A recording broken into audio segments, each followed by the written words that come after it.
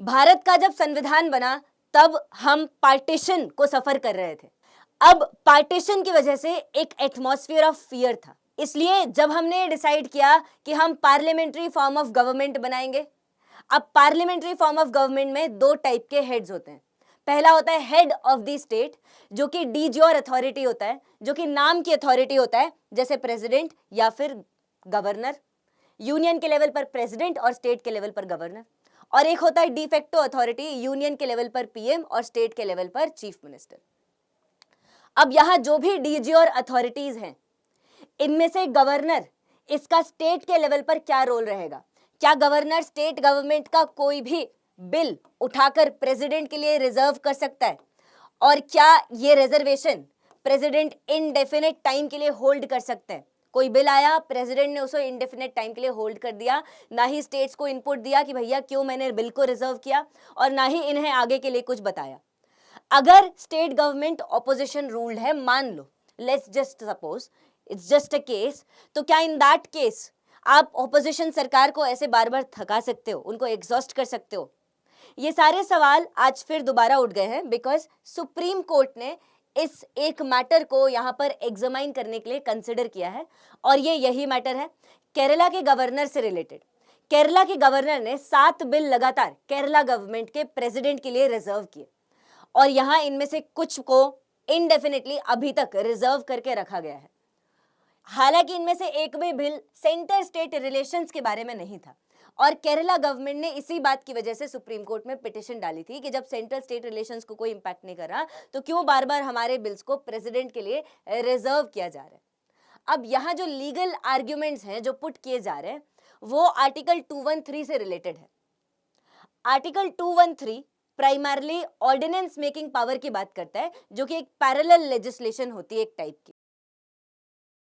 Legislative assembly exactly break पर है, या फिर लेजिस्लेटिव असेंबली अभी कंटिन्यू नहीं कर रही है, बीच में सेशंस के बीच में ब्रेक है, तो इन दैट केस गवर्नर यहां पर ऑर्डिनेंसेस पास कर सकते हैं। अब इनका रेफरेंस देकर ये कहा जा रहा है, केरला गवर्नमेंट ये बोल रही है कि इसकी वजह से गवर्नर की पावर आप देखो पैरेलल लेजिस्लेशन में भी लिमिटेड है। मतलब यहां पर गवर्नर किसी भी तरीके का बिल प्रेसिडेंट के लिए रिजर्व करते हैं, इस पर कहीं ना कहीं कुछ लिमिटेशंस होनी चाहिए। और साथ साथ यहाँ पर फेडरलिज्म के भी कंसर्न्स बताए जा रहे हैं। अगर स्टेट गवर्नमेंट ऐसे ही डिपेंडेंट रहती है प्रेसिडेंट पर लगातार, तो यहाँ पर स्टेट गवर्नमेंट की पावर की क्या अपनी खुद की एग्जिस्टेंस है, जो ये कॉन्स्टिट्यूशन से डिराइव करते हैं? क्योंकि बाय द वे फेडरलिज्म का मतलब ये होता है कि कॉन्स्टिट्यूशन ने स्टेट को और सेंटर को अपनी खुद की अलग अलग पावर्स दे रखी है। एक फेडरल पॉलिटी में दो टाइप की पॉलिटीज होती हैं, दो टाइप के पावर सेंटर्स होते हैं, दो से ज्यादा भी हो सकते हैं, लेकिन मिनिमम दो तो भैया होते ही होते हैं, और ये दोनों ही अपना एग्जिस्टेंस कॉन्स्टिट्यूशन से डिराइव किया करते हैं। और अगर यहाँ पर प्रेसिडेंट इतना ज्यादा रिजर्व करके, मतलब प्रेसिडेंट के लिए बार बार गवर्नर बिल्स को रिजर्व करते हैं, and that too not taking the consent of the state executive council of minister state के, तो क्या उससे ये फेडरलिज्म वाला इंपैक्ट भी कहीं ना कहीं आता है एंगल में? ये सारी चीजें हैं जो सोचने लायक है। बट आज हम इस वीडियो में गवर्नर्स का पूरा स्टार्ट से लेकर एंड तक सारी उसकी पावर्स डिस्कस करेंगे। गवर्नर की अलग अलग powers, legislative, executive powers, pardon की पावर्स, जुडिशियल पावर्स, और जितना भी फेडरलिज्म को इंपैक्ट पड़ा है जब से हम इंडिपेंडेंट हुए तब से, in fact constituent assembly debates, judiciary ने जो जजमेंट्स दिए हैं, ये सारी चीजें आज के टॉपिक में, आज के लेक्चर में हम डिस्कस करेंगे। तो पूरा बेसिक से लेकर एडवांस तक सब कुछ यहाँ पर डिस्क्राइब होगा। तो चलिए स्टार्ट करते हैं आज की वीडियो को। और इसी के साथ साथ आप ये भी देख सकते हो कि अनअकैडमी सिर्फ और सिर्फ एक ऑनलाइन प्लेटफॉर्म नहीं है। आप यहाँ पर वीडियो तो देख रहे हो, लेकिन साथ साथ आप हमसे ऑफलाइन भी कनेक्ट हो सकते हो। इनफैक्ट हमारे जो सेंटर्स हैं वो करोल बाग में भी हैं, मुखर्जी नगर में भी हैं और प्रयागराज में भी हैं। तीनों जगह पर फाउंडेशन बैचेस हम लोग स्टार्ट करने वाले हैं just with in a few days. English medium में आप देख सकते हो बहुत ही बेहतरीन टीचर्स हैं, और जस्ट थोड़े टाइम बाद, कुछ ही दिन में 30 जुलाई को ये स्टार्ट होने वाला है, जहां पर आपको बेसिक से लेकर एडवांस तक पूरी सारी चीजें पढ़वाई जाएंगी। ऐसे ही मुखर्जी नगर में भी हिंदी मीडियम में ऑफलाइन बैच स्टार्ट हो रहा है, जल्दी ये भी स्टार्ट हो रहा है, और इसमें हेवी डिस्काउंट भी है, और इनके भी फीचर्स एज इट इज रहेंगे जैसा इंग्लिश मीडियम का फीचर रहेगा। और साथ साथ अगर आप दिल्ली नहीं आ सकते, प्रयागराज में बैठ के पढ़ सकते हो, तो प्रयागराज में भी इंग्लिश और हिंदी दोनों मीडियम्स में आपके लिए फाउंडेशन बैच अवेलेबल रहेगा। तो बहुत ही अच्छे ऑप्शंस हैं। और यहाँ पर आप फीचर्स भी देख सकते हो, करंट अफेयर्स इसमें आपको साथ में करवाया जाएगा, क्योंकि स्टैटिक और करंट का लिंकेज बहुत जरूरी है। सेक्शनल और फुल लेंथ प्रीलिम्स या मेंस दोनों के टेस्ट आपको करवाए जाएंगे, प्रीलिम्स एंड मेंस के। इससे आपके प्रैक्टिस होगी और आप एग्जाम के लिए बेटर प्रिपेयर्ड रहोगे।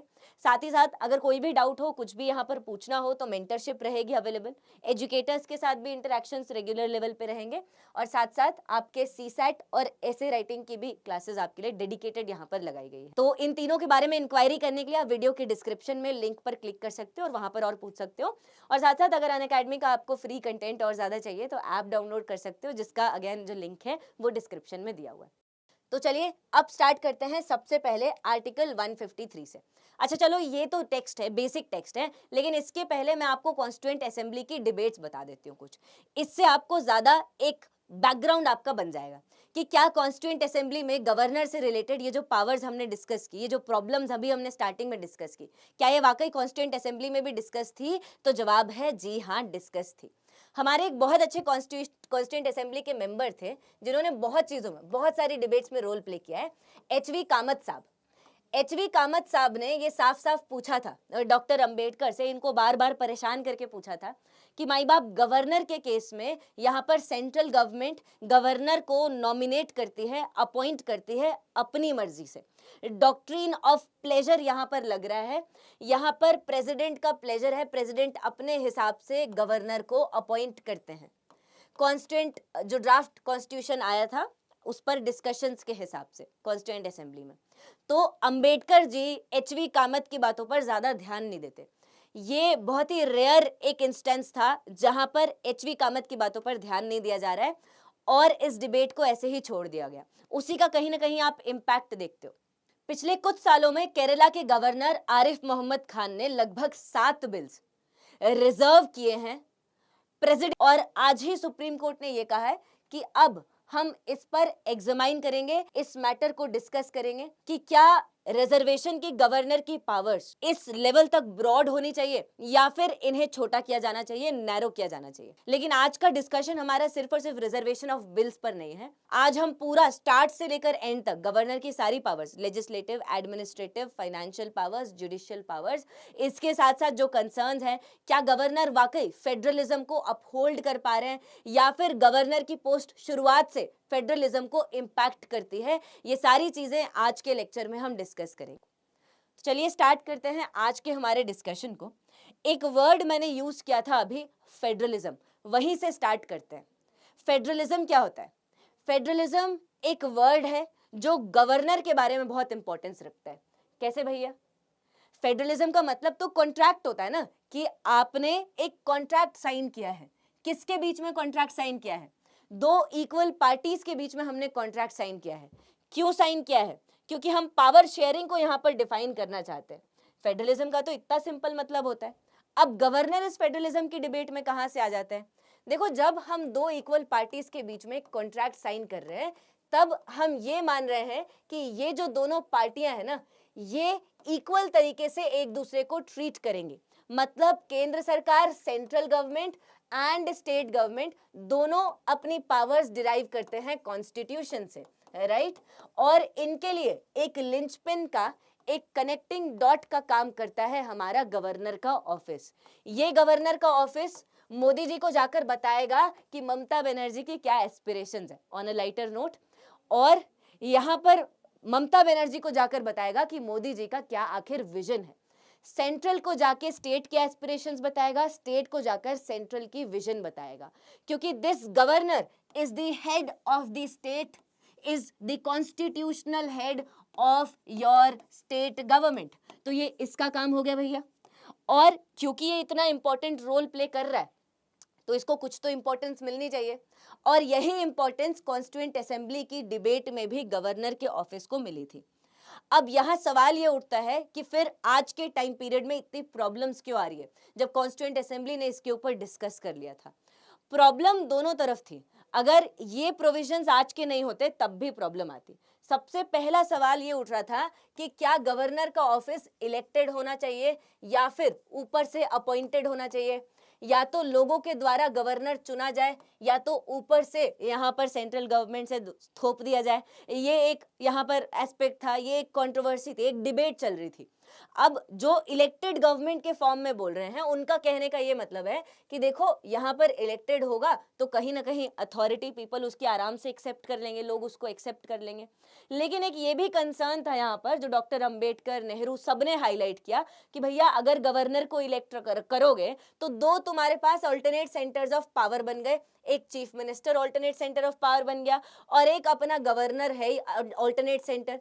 अब गवर्नर बोलेगा कि अगर तू इलेक्ट होकर आया है तो मैं भी इलेक्ट होकर आया हूं, मतलब यहाँ पर कंफ्लिक्ट ही कंफ्लिक्ट यहाँ पर हो सकता है स्टेट के लेवल पर।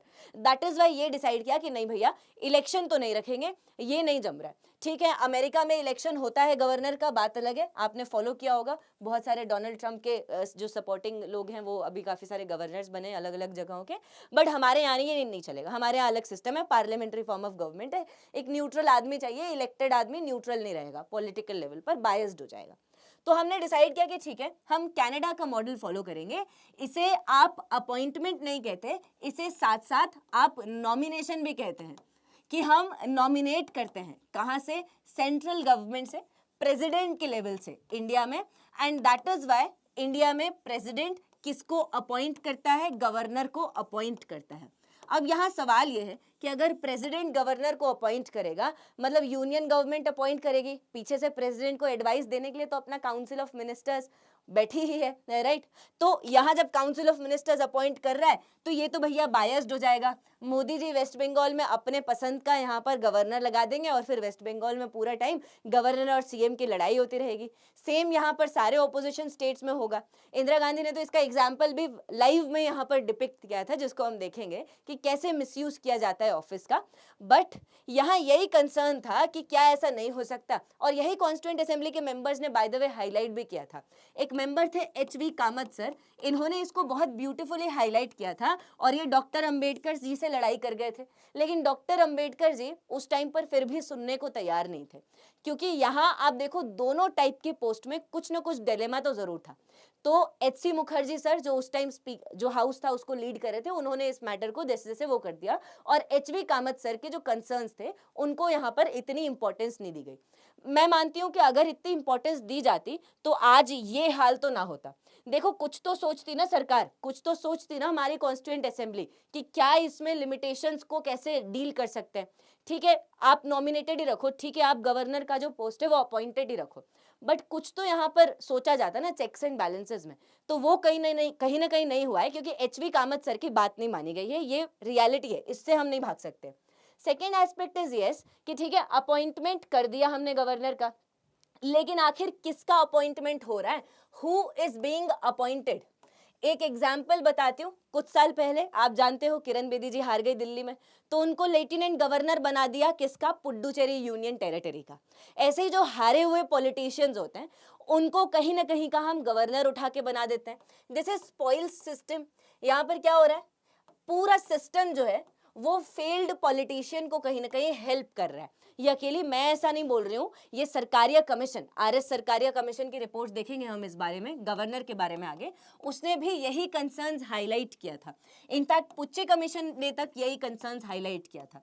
ये सेंटर स्टेट रिलेशन से रिलेटेड यहाँ पर कमिटीज हैं जो बहुत इंपॉर्टेंट है, आप इसको पढ़ोगे अगर अभी तक नहीं पढ़ा है तो यहाँ इन्होंने यही हाईलाइट किया है कि ये स्पॉइल सिस्टम हो रहा है। इसके बारे में भी हमारे कॉन्स्टिट्यूएंट असेंबली के मेंबर्स बहुत समझदार थे, कुछ लोगों ने हाईलाइट भी किया।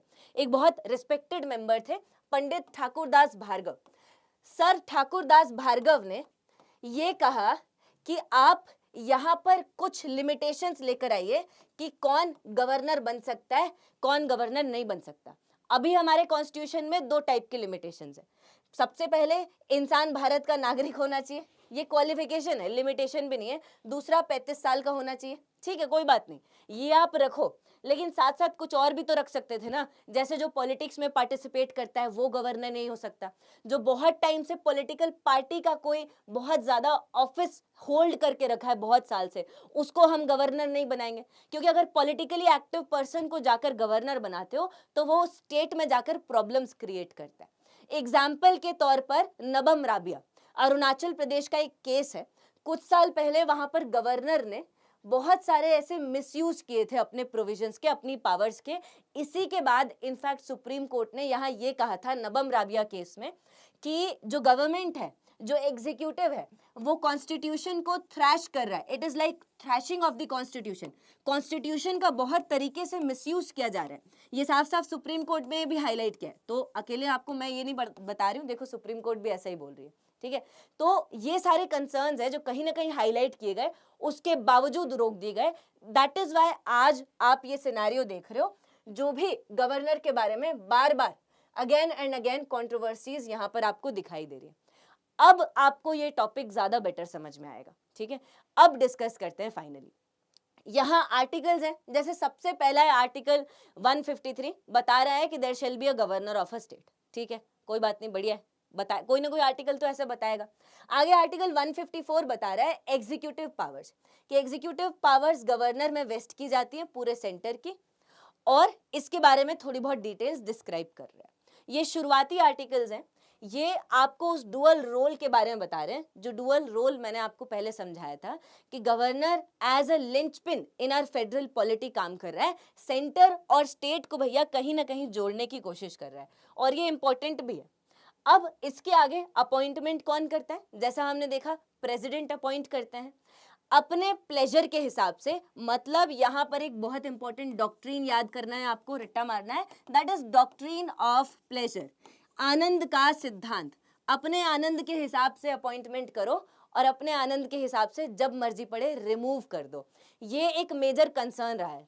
1970s में आप जानते हो इंदिरा गांधी ने इमरजेंसी लगाई, उसके बाद इमरजेंसी हटी और जनता पार्टी पावर में आई। फिर जनता पार्टी कुछ टाइम तक एंजॉय करती है पावर, फिर ये कोalition टूट जाता है, फिर इंदिरा गांधी पावर में आती है। तो जब इंदिरा गांधी दोबारा पावर में आती है, तब ये जितने भी opposition ruled governor, opposition ruled states होते हैं जहां पे गवर्नर होते हैं, वो उनके पसंद के नहीं होते, उनको हटा देती है सडनली आके। तो बार बार जब भी कोई नई गवर्नमेंट आती थी यूनियन के लेवल पे, उसको लगता था कि मेरी पसंद का गवर्नर नहीं है, मेरी पार्टी का नहीं है, हटाओ। ये चल रहा था यहाँ पे। That was the major problem in our polity, क्योंकि डॉक्ट्रिन ऑफ प्लेजर, आनंद का सिद्धांत पूरी तरीके से अप्लाई किया जा रहा है। अब इसको लिमिट भी किया गया है। वैसे इस एस्पेक्ट को बहुत हद तक SR Bommai versus union of India, इस जजमेंट ने यहां पर लिमिट करके रख दिया। 1990s का, 1993 का ये जजमेंट है, आप जानते होंगे।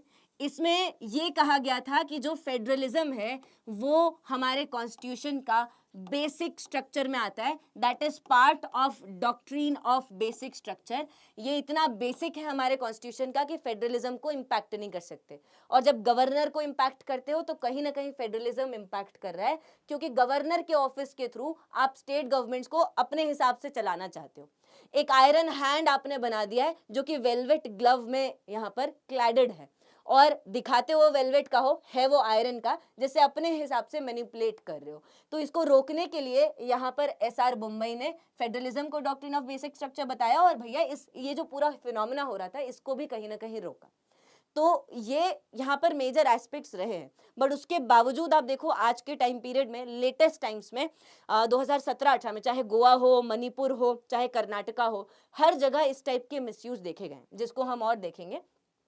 ऑल्दो टर्म ऑफ ऑफिस के बारे में कुछ बेसिक चीजें हैं जो आप यहाँ से पढ़ सकते हो। आर्टिकल 156 कि हाँ, गवर्नर का जो टर्म है प्लेजर ऑफ द प्रेसिडेंट के हिसाब से रहेगा, और यहाँ पर वो रेजिग्नेशन वगैरह दे सकते हैं, और गवर्नर अगर ऐसा कुछ नहीं होता, हटाए नहीं जाते, तो ऑफिस ऑफ 5 years यहाँ पर ये अपना पूरा करके जाते हैं। ठीक है, तो जैसे 5 साल यूनियन में है वैसे ही 5 साल यहाँ पर है।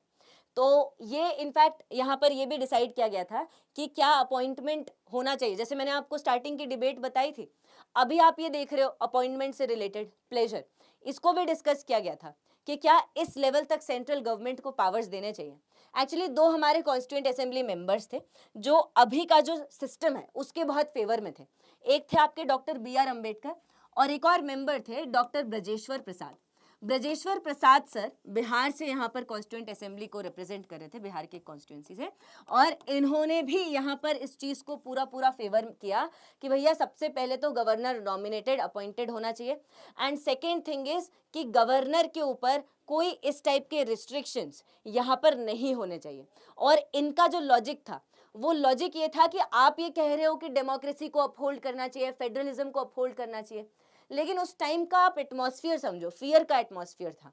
तो वहां पर एक एडमिनिस्ट्रेशन में होमोजेनिटी लाना, यूनिफॉर्मिटी लाना और एक प्रॉपर स्ट्रक्चर डेवलप करना जिसमें सेंट्रल गवर्नमेंट की भी विशेष को ध्यान में रखा जाए, दैट्स वाई यहाँ पर इस टाइप का एक मॉडल रखा गया है। तो आप समझ पा रहे होगे यूनियन का उस टाइम पीरियड पर जो सिस्टम बनाया उसका भी एक सर्टेन लॉजिक है। अब आ जाते हैं कौन गवर्नर बनता है। तो सिटीजनशिप और एज हमने डिस्क्राइब कर लिया है। साथ साथ यहाँ पर ये जो दो रिक्वायरमेंट्स है ना, ये मैंडेटरी नहीं है, ये हमारे कॉन्स्टिट्यूशन में मेंशन्ड है, ये हमारे कॉन्स्टिट्यूशन में मेंशन्ड नहीं है। तो मैंने आपके लिए टेबल में क्यों बना दी, ये आपको बताने के लिए है कि ये कॉन्स्टिट्यूशन में तो नहीं है लेकिन ये कन्वेंशन है, जनरली इसको फॉलो किया जाता था शुरुआती सालों में, लेकिन उसके बाद इन्हें फॉलो करना बंद कर दिया गया, कम कर दिया गया इवन आज के टाइम पीरियड में, एंड दैट इज व्हाई ये प्रॉब्लम्स आ रही हैं। सबसे पहला, typically should not be from the state. आप ये क्यों चाहते हो कि मणिपुर का गवर्नर मणिपुर का ना हो, एमपी का हो या आंध्र का हो? लॉजिक ये है कि देखो मैं हेड ऑफ द स्टेट बन के जा रही हूँ, ये एक कॉन्स्टिट्यूशनल अथॉरिटी है गरिमा वाली, अगर मैं उसी स्टेट से बिलोंग करूंगी तो मेरे कुछ ना कुछ पॉलिटिकल कनेक्शंस होंगे जिसकी वजह से मैं न्यूट्रल तरीके से उस स्टेट में काम नहीं कर पाऊंगी।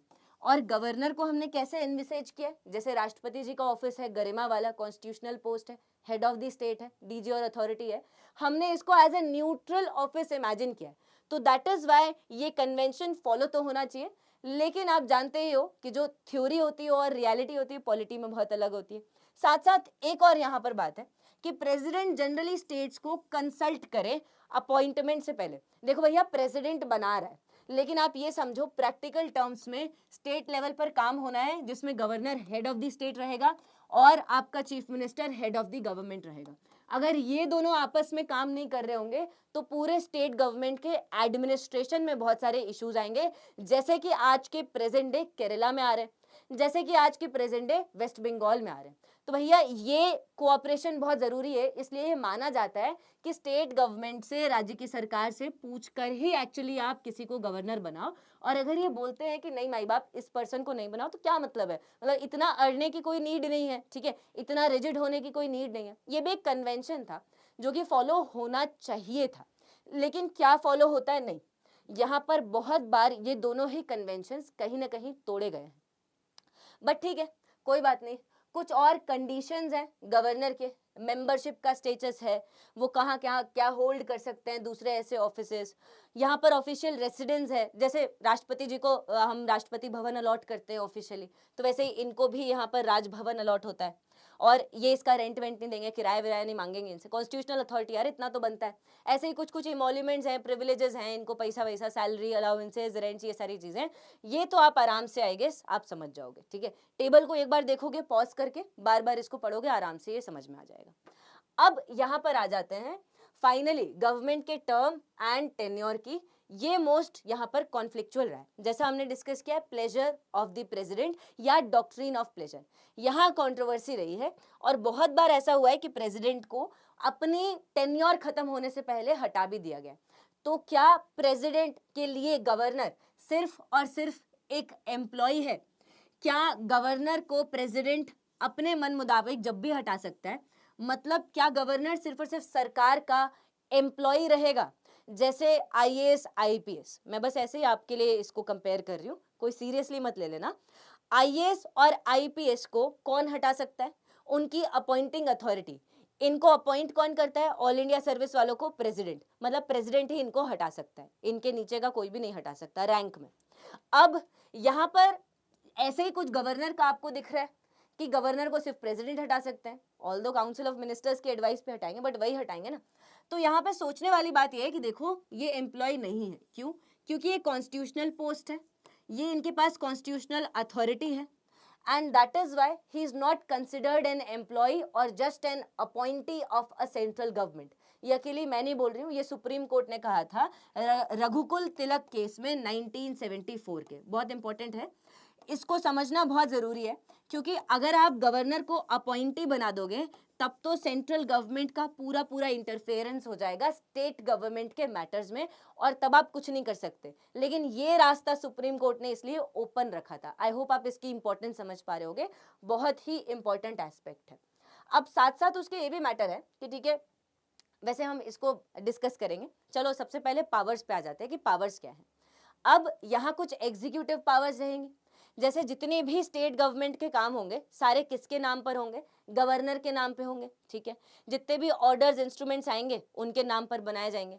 और इसके साथ साथ गवर्नर जो है चीफ मिनिस्टर को अपॉइंट करेंगे, दूसरे ऐसे मिनिस्टर्स को अपॉइंट करेंगे, वाइस चांसलर को अपॉइंट करेंगे। बहुत बार स्टेट यूनिवर्सिटीज के वाइस चांसलर गवर्नर ही बन जाते हैं। इस पर भी कंट्रोवर्सी आती है कि पहले ही गवर्नर एक बहुत ही कॉन्स्टिट्यूशनल पोस्ट है, अब आप इन्हीं को वाइस चांसलर बना देते हो। अब यूनिवर्सिटीज में बीजेपी वर्सेस कांग्रेस या बीजेपी वर्सेस तृणमूल कांग्रेस चलता रहता है, वो एक इशू है जो आप कनेक्ट कर पा रहे होगे थोड़े से हिंट से। तो यहाँ पर इस पर भी इशू आता है। एंड लास्टली गवर्नर, इनको कोई भी अगर इंफॉर्मेशन चाहिए स्टेट के एडमिनिस्ट्रेशन से तो ये चीफ मिनिस्टर से इस इंफॉर्मेशन को पूछ सकते हैं। ये बिल्कुल वैसे ही है जैसे सेंट्रल लेवल पर प्रेसिडेंट ऐसी इंफॉर्मेशन मांग सकते हैं प्राइम मिनिस्टर से, क्योंकि ये कॉन्स्टिट्यूशनल हेड है तो इनको ये पावर दी गई है। By the way constituent assembly में ये भी डिस्कस हुआ था कि ऐसा क्यों भैया, क्योंकि गवर्नर यहाँ पर बाहर से अपॉइंट किए जा रहे हैं सेंट्रल गवर्नमेंट से, तो सारी इंफॉर्मेशन क्यों देनी है किसी स्टेट गवर्नमेंट को, गवर्नर को मत दो ना, खाली लिमिटेड दो ना, एक ये भी एस्पेक्ट है। लेकिन अब यहाँ पर देखो ऐसा नहीं था, सेंट्रल गवर्नमेंट को अपनी कुछ पावर्स भी अपहोल्ड करनी थी कॉन्स्टिट्यूएंट, तो ठीक है यहाँ पर हमने गवर्नर को पूरी ऐसी पावर दी है। एनीवेज उनका बनता भी है, हेड ऑफ द स्टेट है तो वो सारी चीजें पूछ सकते हैं। यहाँ पर इन्हीं से रिलेटेड जो कॉन्स्टिट्यूशनल प्रोविजंस है नंबर वाइज वो आपके दिखाई दे रहे होंगे। आर्टिकल 166 में कंडक्ट ऑफ बिजनेस है कि गवर्नर के नाम पर सारे ऐसे बिजनेस होने चाहिए और गवर्नर इसके लिए रूल्स भी बना सकते हैं। और बीच में मैंने आपके लिए आर्टिकल 167 बता दिया है जिसमें चीफ मिनिस्टर इंफॉर्मेशन को फर्निश कर देते हैं, यहाँ इस आर्टिकल के हिसाब से इंफॉर्मेशन फर्निश करनी, तो ये हमने देख लिया। साथ साथ यहाँ पर जो गवर्नर है वो किसी भी टाइम पर स्टेट लेजिस्लेचर को समन कर सकते हैं, प्रोरोग कर सकते हैं, एड्रेस कर सकते हैं। ये बिल्कुल वैसा ही है जैसे प्रेसिडेंट के केस में होता है। प्रेसिडेंट भी हर साल स्पेशल ओकेजन्स पे यहाँ पर अपनी स्पीच देते हैं, किसको, पार्लियामेंट को, संसद को। तो वैसे ही यहाँ पर गवर्नर के बारे में भी है कि ये भी स्पेशल मेंशन कर सकते हैं, प्रोरोग कर सकते हैं, डिसॉल्व। अब अगर आपको हाउस को प्रोरोग करना होगा तो आप गवर्नर के सामने उसको पुट करोगे। कभी हाउस को समन करना होगा किसी अर्जेंट मैटर के लिए तो गवर्नर को एडवाइस करेगा काउंसिल ऑफ मिनिस्टर्स, गवर्नर कर देगा समन। कहीं पर मान लो डिजास्टर आ गया और हाउस उस टाइम नहीं है और हमें हाउस में कुछ डिस्कस करना है, स्टेट लेजिस्लेटिव असेंबली, तो समन करेंगे ना गवर्नर को एडवाइस करके। तो ये यहाँ पर एस्पेक्ट है। और सेम डिसॉल्व करना हो, डिसॉल्व करने के लिए भी गवर्नर डिसॉल्व कर सकते हैं। ऐसे ही आप देखो गवर्नर कुछ नॉमिनेट करते हैं मेंबर्स को, ये भी इससे रिलेटेड पावर्स है। अब यहाँ पर बिल के बारे में पावर्स है कि गवर्नर मैसेजेस तो सेंड कर सकते हैं, लेकिन साथ साथ बिल में गवर्नर आर्टिकल 200 के हिसाब से या तो बिल को एसेंट दे सकते हैं, या तो एसेंट को विथहोल्ड कर सकते हैं कंप्लीटली, या तो ये रिटर्न कर सकते हैं स्टेट लेजिस्लेटिव असेंबली में, या फिर एक और चीज है रिजर्व कर सकते हैं किसी भी बिल को प्रेसिडेंट के लिए। ये आर्टिकल आपको रट्टा मारना है, बहुत ज्यादा जरूरी है, क्योंकि गवर्नर आपके हेड ऑफ द स्टेट है तो वो ये सारी चीजें कर सकते हैं। अगर मान लो 1 मिनट के लिए कि मैं गवर्नर हूं और आप स्टेट गवर्नमेंट हो, आप मेरे सामने कोई बिल पेश कर रहे हो, प्रोवाइडेड ये कोई मनी बिल नहीं है, क्योंकि मनी बिल रिटर्न नहीं होता, ये ध्यान रखना है। अगर ये कोई मनी बिल नहीं है और मैं रिटर्न करती हूँ और आप एज स्टेट गवर्नमेंट, आप एज स्टेट लेजिस्लेटिव असेंबली दोबारा बिना अमेंडमेंट के या अमेंडमेंट के साथ मैंने जो भी आपको सुझाव दिए रिटर्न के टाइम पर कि आप ऐसा कीजिए ऐसा कीजिए, उस पर ध्यान देते हुए या बिना उसके ध्यान देते हुए दोबारा आप मेरे पास वो पास कर देते हो, तो क्या मेरे लिए इसको पास करना मैंडेटरी है? यस, यहाँ पर मुझे इसको पास करना ही करना पड़ेगा। तो मैं रिटर्न कर सकती हूँ, लेकिन यहाँ पर कंप्लीटली उस बिल को लटका नहीं सकती हूँ, रिटर्न किए हुए बिल को अगर आप दोबारा उसको पास कर देते हो सेम मेजॉरिटी के साथ या उसके ज्यादा मेजॉरिटी के साथ, कोई इशू नहीं है। ऐसे ही यहाँ पर रिजर्वेशन की बात है कि क्या मैं ये प्रेसिडेंट के लिए बिल रिजर्व कर सकती हूँ, बिल्कुल। अब इसकी आगे की जो प्रोसीजर्स है ना वो आर्टिकल 201 में डिफाइंड है कि कैसे क्या रिजर्व कर सकते हैं। देखिए, अगर मैंने प्रेसिडेंट के लिए गवर्नर होते हुए कोई स्टेट गवर्नमेंट का बिल, आपका बिल रिजर्व कर दिया, तो क्या प्रेसिडेंट के ऊपर कोई रिस्ट्रिक्शन है कि नहीं माई बाप आपको इतने ही टाइम में बिल को दोबारा भेजना है? नहीं है। And that is the problem. देखो प्रेसिडेंट बहुत गरिमा वाला पोस्ट है, लॉजिकली हम उसके ऊपर ऐसी कोई रिस्ट्रिक्शन रख भी नहीं सकते थे, तो यहाँ नहीं रखी गई कॉन्स्टिट्यूएंट असेंबली के टाइम पर। हमने क्या इमेजिन किया था कि किस टाइप का क्या होगा आगे जाके, तो दैट्स वाई प्रेसिडेंट यहाँ पर इसको रख सकते हैं इंडेफिनेटली। और यही कुछ स्टेट गवर्नमेंट्स के साथ हुआ है। केरला के अभी इतने सारे बिल्स रिजर्व हुए, इसके पहले कुछ महाराष्ट्र और स्टेट गवर्नमेंट के भी ऑर्गेनाइज्ड क्राइम से रिलेटेड बिल्स थे। एक स्टेट गवर्नमेंट का इनमें से बिल पास कर दिया, एक का अपने पास लटका के रखा, ये प्रॉब्लम थी। तो ये पहले भी ऐसी चीजें हुई है। अब यहाँ मान लो प्रेसिडेंट ने इसको रिटर्न कर दिया दोबारा स्टेट गवर्नमेंट को कि इसमें कुछ कुछ चेंजेस करो। अब यहाँ पर जब प्रेसिडेंट ने रिटर्न किया और ये बिल गया स्टेट लेजिस्लेटिव असेंबली के पास, और स्टेट लेजिस्लेटिव असेंबली ने कुछ चेंजेस इसमें कंसिडर किए, कुछ नहीं किए, अपने हिसाब से दोबारा इसको पास कर दिया। अब ये प्रेसिडेंट के पास जाएगा, तो क्या गवर्नर जैसे ही प्रेसिडेंट अब यहाँ पर कंपल्सरीली इसको पास करेंगे? नहीं। स्टेट गवर्नमेंट का ओहदा प्रेसिडेंट के कंपैरिजन में आप समझ रहे होगे कम है। दैट्स वाई जो लिमिटेशंस यहाँ पर गवर्नर के केस में लगाई गई थी आर्टिकल 200 में, वो लिमिटेशंस प्रेसिडेंट के केस में नहीं लगाई गई हैं आर्टिकल 201 में। लेकिन प्रॉब्लम वहां आ जाती है जब केंद्र में हो आपकी भाजपा और स्टेट में हो आपकी कोई दूसरी पार्टी। अब यहाँ पर प्रेसिडेंट को बार बार काउंसिल ऑफ मिनिस्टर्स ये एडवाइस करता है कि इस बिल को होल्ड करके रखो, ठीक है। तो यहाँ पर प्रॉब्लम्स आना स्टार्ट हो जाती हैं।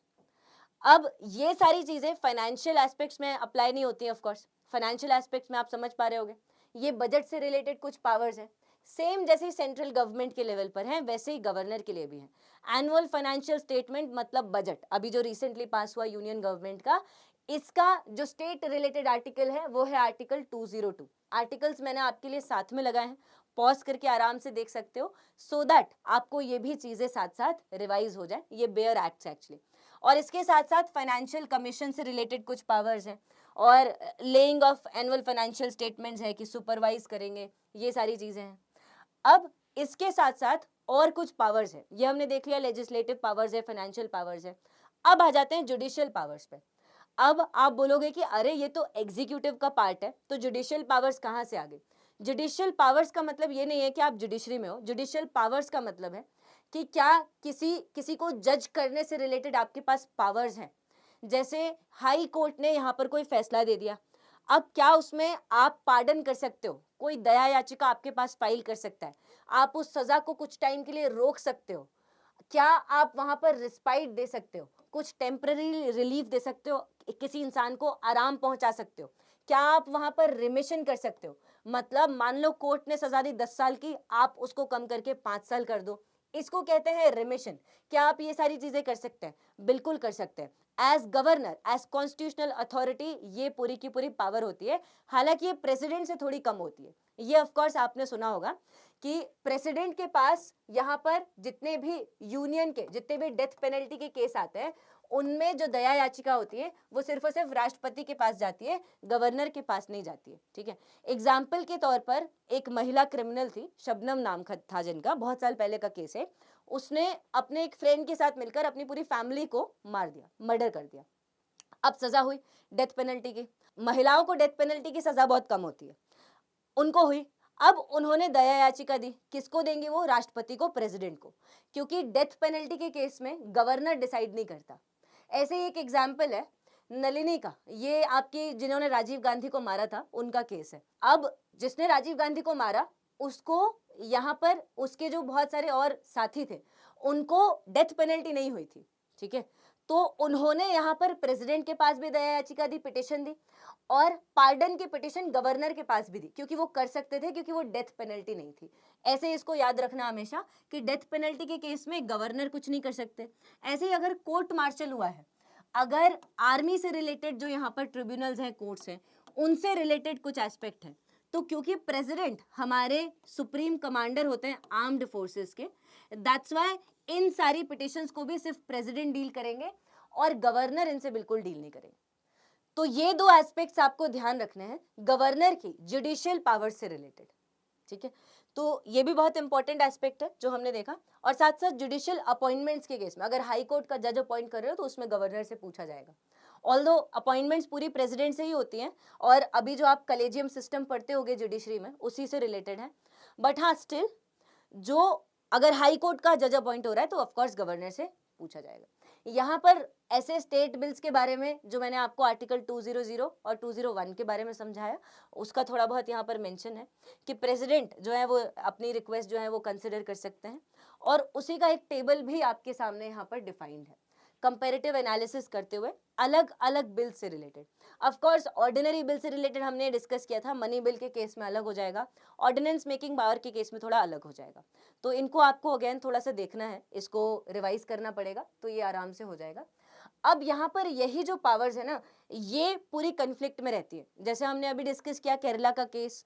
अब यहाँ डिस्क्रिशनरी पावर्स जो होती हैं गवर्नर की आर्टिकल 200 के अंदर यहाँ पर रिजर्व करने की और इससे रिलेटेड जो 201 की प्रेसिडेंट की पावर्स हैं, अब यहाँ पर सवाल ये उठता है कि किसी भी टाइप के बिल को रिजर्व कर देते हैं और साथ साथ यहाँ पर जो पावर्स है उनकी वजह से स्टेट गवर्नमेंट का एडमिनिस्ट्रेशन यहाँ पर इम्पैक्ट होता है और इसके साथ साथ एक और गवर्नर का पावर होता है, वो है आर्टिकल 163 जो ये कहता है कि गवर्नर काउंसिल ऑफ मिनिस्टर्स की एडवाइस पर काम करेंगे, लेकिन अगर ये डिस्क्रिशन के बेस पर काम करना चाहते हैं तो कर सकते हैं। He works on the advice of council of ministers, लेकिन इनके पास अपना खुद का भी डिस्क्रिशन होता है। ये जो डिस्क्रिशन वाला वर्ड है ना ये प्रेसिडेंट के केस में नहीं लगाया गया, द्रौपदी मुर्मू जी को ये डिस्क्रिशन नहीं है, हालांकि आरिफ मोहम्मद सर को ये डिस्क्रिशन है। अब यहां से प्रॉब्लम स्टार्ट होती है। देखो ये लगाया गया था क्यों, क्योंकि आप समझ पा रहे होगे कॉन्स्टिट्यूएंट असेंबली के मेकर्स ये रियलाइज कर रहे थे कि आज के टाइम पीरियड पर जो अलग अलग रजवाड़े हैं, प्रिंसली स्टेट्स हैं 1947 के टाइम पर, ये अभी स्टेट गवर्नमेंट्स हम इनको अलग अलग स्टेट्स बना देंगे, लेकिन हो सकता है कि ये आगे इंडिया से अलग होने की बात करें। और ऐसे फियर के माहौल में जब अभी एक पार्टीशन झेला ही है, वेस्ट पाकिस्तान ईस्ट पाकिस्तान अलग हुए हैं, वहां पर हम एक ऐसा फ्रेमवर्क बना देते हैं, स्टेट गवर्नमेंट अगर कुछ ऐसा काम करती है, अगर कुछ ऐसा रिकमेंड करती है गवर्नर को जो कि ओवरऑल इंडिया की यूनिटी के खिलाफ हो, तो वहां पर गवर्नर एक्शन ले पाएगा और अपने हिसाब से, अपने डिस्क्रिशन, अपनी चॉइस के हिसाब से भी काम कर पाएगा। दैट इज वाई गवर्नर को आर्टिकल 355 और 365 जैसी भी पावर्स दी हैं। इनमें भी साफ साफ अगर आप सेंट्रल गवर्नमेंट के कॉन्स्टिट्यूशनल ऑर्डर्स को नहीं मानते हो, सेंट्रल गवर्नमेंट के ऑर्डर्स को फॉलो नहीं करते हो, तो यहाँ पर आपके ऊपर आर्टिकल 356 मतलब प्रेसिडेंट्स रूल मतलब स्टेट इमरजेंसी लगाई जा सकती है। और अगर आप कॉन्स्टिट्यूशन को भी फॉलो नहीं कर रहे हो, अगर गवर्नर श्योर है कि अब आपकी सरकार कॉन्स्टिट्यूशन के हिसाब से नहीं चल रही है, तब भी आपके ऊपर एक्शन लिया जा सकता है, 356 लगाया जा सकता है। मतलब कि साफ साफ गवर्नर को ये पावर उस टाइम के माहौल के हिसाब से दी गई। लेकिन अब डिस्क्रिशनरी पावर का मिसयूज होता है, ये मैंने आपको केसेस बताए अलग अलग। पहले इंदिरा गांधी के टाइम पर गवर्नर रिकमेंड कर देते थे कि इस स्टेट में गवर्नमेंट कॉन्स्टिट्यूशन के हिसाब से नहीं चल रही, जो भी ऑपोजिशन रूल स्टेट होगा, ठीक है, जो भी कांग्रेस की सरकार नहीं होगी उसमें गवर्नर ऐसा रिकमेंड कर देगा। अब इंदिरा गांधी जी यहाँ पर आर्टिकल 356 लगा देंगी, ये प्रॉब्लम थी। इसको सॉल्व तो कर लिया था एसआर मुंबई के केस में कि ठीक है आर्टिकल 356 ऐसे इतना लाइटली नहीं लगा सकते, लेकिन फिर भी गवर्नर की डिस्क्रिशनरी पावर पर हमेशा सवाल उठते हैं। ऐसे ही यहाँ पर गवर्नर को हटाए जाने के हिसाब से भी सवाल उठे, जैसे बीपी सिंगल में ये सवाल उठा, BP single versus union of India में, कि क्या आप गवर्नर को अपने हिसाब से हटा सकते हो। अगर गवर्नर ने रिकमेंड नहीं किया आर्टिकल 356, प्रेसिडेंट को लेटर नहीं लिखा, तो क्या उसको तुम अपनी मर्जी से हटा दोगे पॉलिटिकल विशेष के लिए। जब ये सवाल आया तो सुप्रीम कोर्ट ने यहाँ पर ये कहा कि देखो डॉक्ट्रीन ऑफ प्लेजर अपहोल्ड करता है, बिल्कुल यहाँ पर हम गवर्नर को अपनी मर्जी से हटा सकता है प्रेसिडेंट, ये डिस्क्रिशनरी पावर उनके पास है, लेकिन गवर्नर को अलाउ करने देना चाहिए कि वो अपना जो पूरा टेन्योर है ना, वो पूरा टेन्योर अपना फिनिश करे, बिना टेन्योर अपना फिनिश करे, यहाँ पर जबरदस्ती आर्बिट्ररी तरीके से नहीं हटाना चाहिए।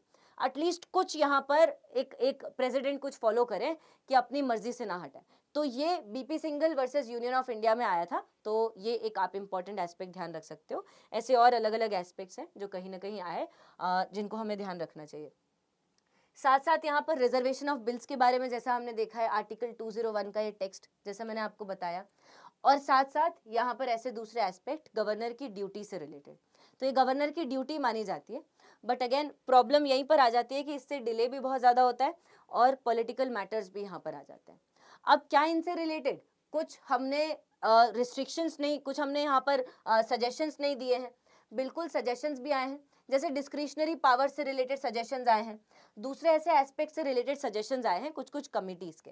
जैसे Sarkaria commission on centre state relations 1980s 84 के आसपास बनाई गई और इन्होंने जब रिकमेंड किया तब इन्होंने ऐसा कहा कि देखो गवर्नर को बहुत ही एक्स्ट्रा ऑर्डिनरी कोई सर्कमस्टांस होता है तभी हटाना चाहिए, उसके पहले गवर्नर को ना हटाओ। दैट इज द केस, क्योंकि अगर आप ऐसे ही आप हटा दोगे अपनी विम्स एंड फैंसीज के हिसाब से, तब लोगों को गवर्नर के ऑफिस में ट्रस्ट ही खत्म हो जाएगा। अब इसके अलावा भी इन्होंने कुछ यहाँ पर बातें कही थी, बट प्राइमरीली इन्होंने रिमूवल के बारे में कुछ ज्यादा कहा। अब ऐसे ही पुंची कमीशन है, पुंची कमीशन बनाया हमने 2000s में, इन्होंने अपनी रिकमेंडेशन दी 2010 के आसपास। इन्होंने बहुत अच्छी बातें कही हैं जो हमने स्टार्टिंग में डिस्कस किया था, पंडित ठाकुरदास भार्गव वर्सेस जवाहरलाल नेहरू। ठाकुरदास भार्गव क्या बोल रहे थे कि आप यहाँ पर गवर्नर को अपॉइंट कीजिए लेकिन कुछ एक्स्ट्रा लिमिटेशंस कीजिए। वो लिमिटेशंस क्या थी?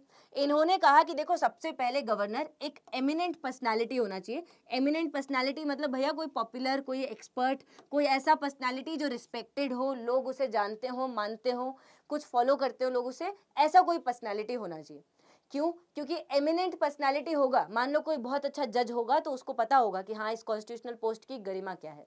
किसी नॉर्मल ऐसे ही किसी को उठाकर बना दोगे तो उसे शायद इस पोस्ट की डिग्निटी रियलाइज ना हो। मतलब मैं बस ये आपको ऐसे एग्जाम्पल बता रही हूँ, जरूरी नहीं है कि ऐसा हो हर केस में, नॉट 100%, बट ऐसे ही इनके इसको समझाने के लिए ये एस्पेक्ट है। ऐसे जो पर्सन है वो आउटसाइडर होना चाहिए, बाहर का होना चाहिए। अगेन मैंने आपको समझाया मणिपुर वर्सेस एमपी के केस में कि अगर आउटसाइडर नहीं होगा तो वहां पे पॉलिटिकल रोल प्ले करेगा, right. And next thing is कि पॉलिटिकल पर्सन नहीं होना चाहिए, किसी पॉलिटिकल पार्टी को यहाँ पर सपोर्टिंग नहीं होना चाहिए। अब यहाँ जब ये सारी चीजें रखी गई तो नेहरू जी ने क्या बोला कि ठीक है, ये हम आपसे प्रॉमिस करते हैं, ये मेरा जेंटलमैन्स प्रॉमिस है कि हम इसको अपहोल्ड करेंगे, लेकिन कॉन्स्टिट्यूशन में इसको एज इट इज नहीं डाल रहे हैं। ठीक है, इमेजिन करो उस टाइम पे डाल देते तो आज ये सिनेरियो नहीं होता, लेकिन यहाँ पर जेंटलमैन्स प्रॉमिस करके छोड़ दिया गया। ये जो यहाँ पर प्रोविजंस थे जो गवर्नर के ऑफिस के मिसयूज को बचा सकते थे, ये ब्लैक एंड व्हाइट में साफ साफ क्रिस्टल क्लियर दूध और पानी को अलग करके यहाँ पर नहीं बताया गया। अगेन वही सॉर्ट ऑफ एक मिक्सचर बन गया, क्योंकि ये एज इट इज नहीं लिखा गया। अब जब पुंची कमीशन 2010 में अपने सुझाव देता है तब पुंची कमीशन यही बोलता है कि ये चीजें जो उस टाइम से डिस्कस थी कॉन्स्टिट्यूएंट असेंबली में, इनको एज इट इज लिखवाओ, तभी ज्यादा बेटर रहेगा।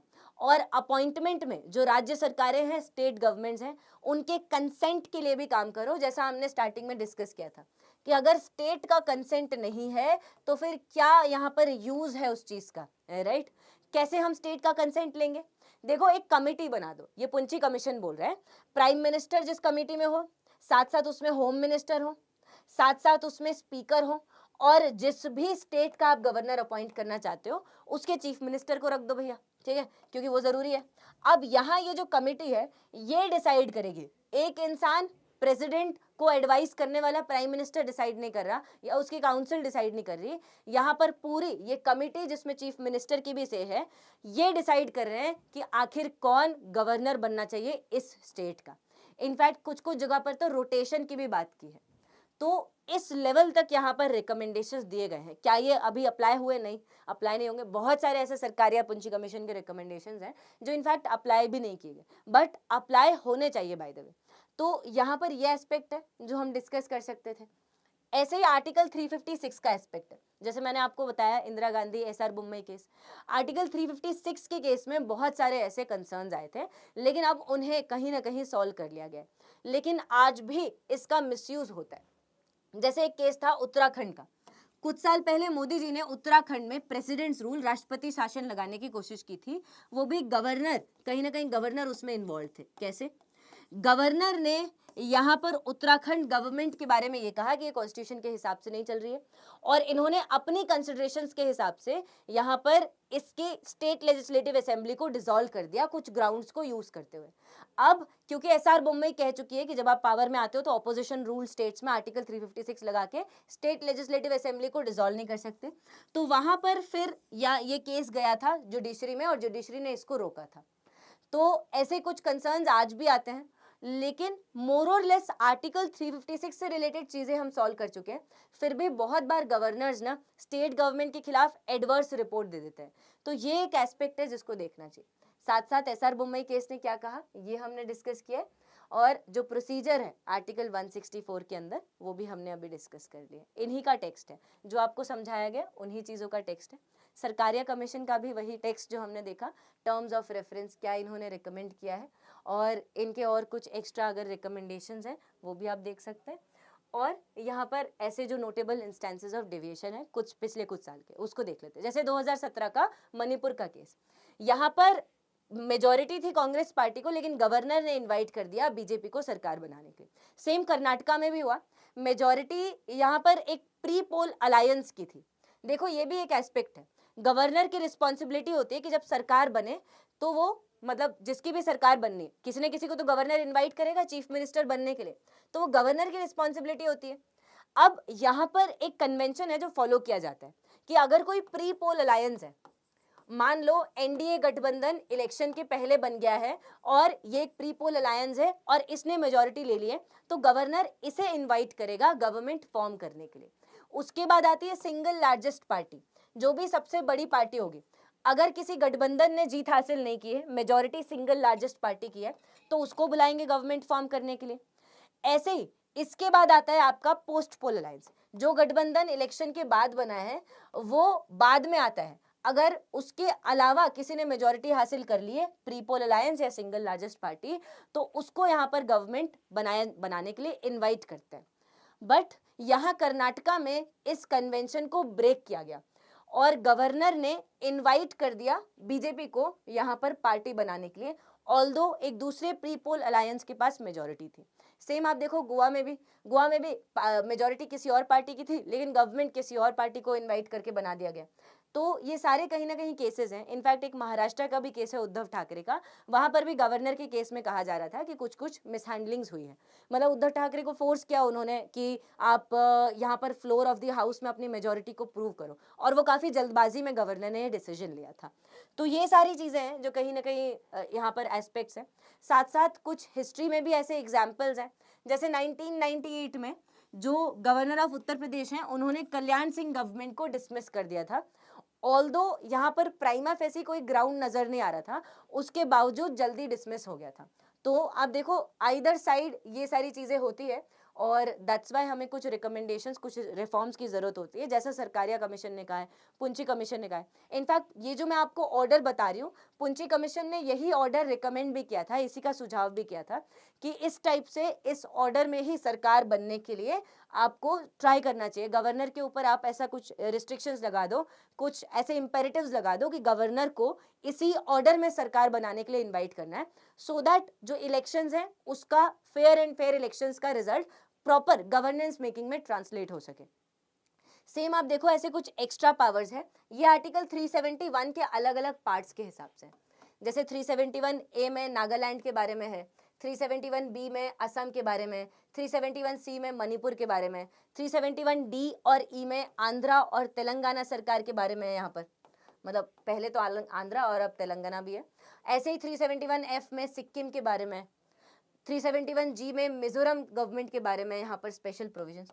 तो कुछ ये स्पेशल प्रोविजंस हैं जो हमारे फेडरलिज्म को फॉलो तो करते हैं, लेकिन उसके बावजूद हमारे फेडरलिज्म को स्पेशल बना रहे हैं। ये स्पेशल प्रोविजंस अलग अलग स्टेट गवर्नमेंट्स को कुछ स्पेशल यहाँ पर पावर्स देते हैं, और वो भी कुछ स्पेशल केसेस में।